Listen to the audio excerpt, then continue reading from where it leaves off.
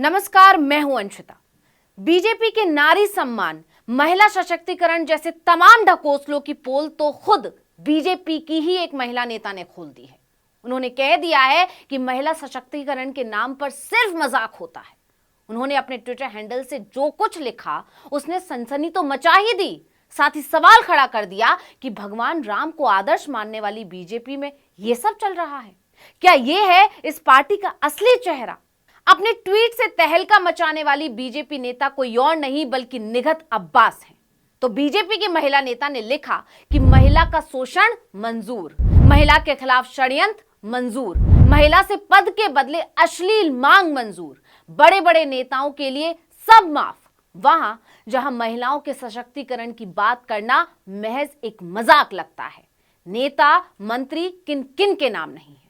निघत अब्बास ने जैसे ही ये ट्वीट किया, हर किसी के कान खड़े हो गए। लोग तंज भी कसने लगे कि राम राज्य की बात करने वाली बीजेपी का यह है असली चेहरा, यह है बीजेपी का महिला सम्मान। कुछ लोग तो कह रहे हैं कि महिला पहलवानों ने बीजेपी सांसद ब्रजभूषण शरण सिंह पर महिलाओं के शोषण का आरोप लगाया था, उसे पूरी तरह नजरअंदाज कर दिया गया। ब्रजभूषण अभी भी शान से छाती चौड़ी करके घूमता है। महिला पहलवानों ने हर जगह न्याय की गुहार लगाई, लेकिन उनकी कोई सुनवाई नहीं हुई।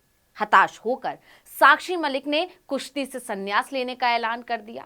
विनेश फोगाट ने अपना अर्जुन अवार्ड लौटा दिया। बजरंग पूनिया ने पद्मश्री अवार्ड लौटा दिया।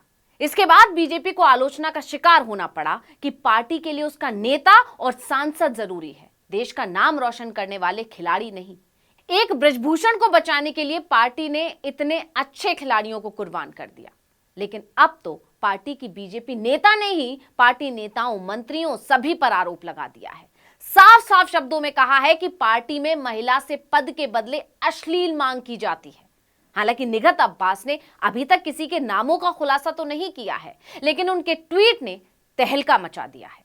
वैसे बीजेपी नेता निघत अब्बास को तो आप सभी जानते ही हैं। जी हां, वही निघत जो अपने बेबाक बयानों के चलते सुर्खियों में छाई रहती हैं। ये वही निघत हैं जिन्होंने अपने घर पर मंदिर की स्थापना की थी। इसके बाद उन्हें आलोचना का शिकार होना पड़ा था। मुस्लिम समुदाय के निशाने पर ये आ गई थी। यही नहीं, पार्टी आलाकमान को खुश करने के लिए इन्होंने ज्ञानवापी मामले को लेकर भी हैरान कर देने वाला बयान दे दिया था। इन्होंने कहा था कि मैं शिया मुसलमान हूं और कोई भी व्यक्ति आंख बंद करके बता देगा कि वो शिवलिंग है, फव्वारा नहीं। इस बयान के बाद निघत मुस्लिम समुदाय के निशाने पर आ गई थी। इसलिए अब जब निघत अब्बास ने अपनी ही पार्टी के नेताओं पर इतने गंभीर आरोप लगाए हैं, तो राजनीति के गलियारों में तहलका मच गया है। वहीं इस पूरे मामले को लेकर राजनीति के जानकारों का कहना है कि हमेशा बीजेपी आलाकमान को खुश करने में लगी रहने वाली निघत ने अगर इतने गंभीर आरोप लगाए हैं, तो जाहिर है इसमें कोई ना कोई सच्चाई जरूर होगी। अब सवाल यह भी है कि आखिर निघत ने अपनी ही पार्टी पर इतने गंभीर आरोप क्यों लगाए?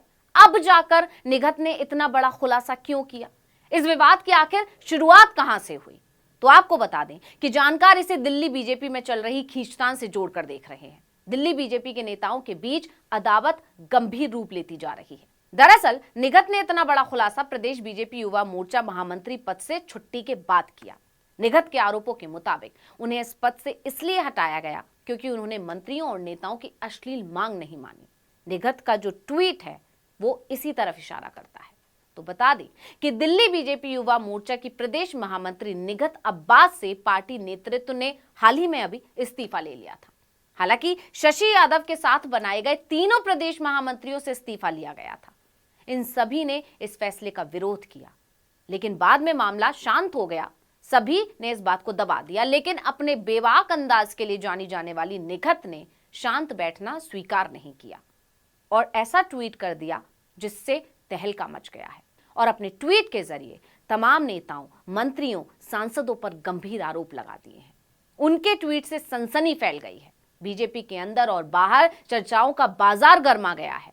निघत ने यह भी साफ किया है कि वो नाम के खुलासे भी करेंगी, लेकिन हैरानी इस बात की है कि निघत के इतने गंभीर आरोपों के बावजूद बीजेपी की तरफ से कोई प्रतिक्रिया नहीं आई है। बीजेपी के किसी भी नेता का कोई बयान नहीं आ रहा है, कोई भी कुछ नहीं कह रहा है। अब बीजेपी नेताओं की ये चुप्पी भी पार्टी की छवि पर सवालिया निशान खड़े कर रही है। वहीं दूसरी तरफ निगहत के इस ट्वीट के बाद सोशल मीडिया पर सवालों की बौछार हो गई। बीजेपी की जमकर फजीहत हो रही है। अब लोग सवाल भी कर रहे हैं कि महिला पहलवानों के आरोपों पर तो कोई एक्शन नहीं हुआ, यहां तक कि पुलिस से उन्हें डंडे तक पड़वाए गए। क्या पार्टी अब अपनी नेता के आरोपों पर भी संज्ञान नहीं लेगी? पार्टी आलाकमान इस मामले को गंभीरता से लेगा या फिर निगहत को ही पार्टी से बाहर का रास्ता दिखा दिया जाएगा? यही नहीं, लोग तो तंज भी कस रहे हैं कि पहले अपनी पार्टी के अंदर की महिलाओं को सुरक्षित रख लीजिए, अपनी पार्टी के नेताओं का सम्मान करवा लीजिए, तब नारी वंदन जैसे कार्यक्रम करवाना, तब महिला सशक्तिकरण या महिला सम्मान का ढोल पीटना। यानी निगहत अब्बास के एक ट्वीट ने कई बड़े सवालों को जन्म दे दिया है। हालांकि कुछ लोग इसे बदले की राजनीति भी करार दे रहे हैं। उनका कहना है कि क्योंकि निगहत को महामंत्री पद से हटा दिया गया है, इसलिए वो ऐसे बयान दे रही हैं, इसलिए इस तरह के गंभीर आरोप लगा रही हैं। लेकिन इतने गंभीर आरोपों पर बीजेपी की तरफ से अभी तक कोई प्रतिक्रिया ना आना सोचने वाली बात तो है। अब निगहत के आरोपों में कितनी सच्चाई है, ये तो आने वाले समय में पता चल ही जाएगा। लेकिन सवाल तो ये है कि निगहत के आरोपों के बाद बीजेपी आलाकमान क्या कदम उठाता है? निगहत का साथ देता है या फिर उन्हीं को सजा देता है? तो इस वीडियो में इतना ही। आपसे अनुरोध है, YouTube पर हमारे चैनल आर्टिकल 19 इंडिया को सब्सक्राइब कीजिए, WhatsApp पर फॉलो कीजिए और हमें बताइए आपको हमारा ये वीडियो कैसा लगा। आने वाले दिनों में हम और किन मुद्दों पर वीडियो बनाएं, ये भी जरूर बताइएगा। ट्विटर हैंडल है आर्टिकल 19 _ इंडिया, इसे भी फॉलो कर लीजिए। नमस्कार।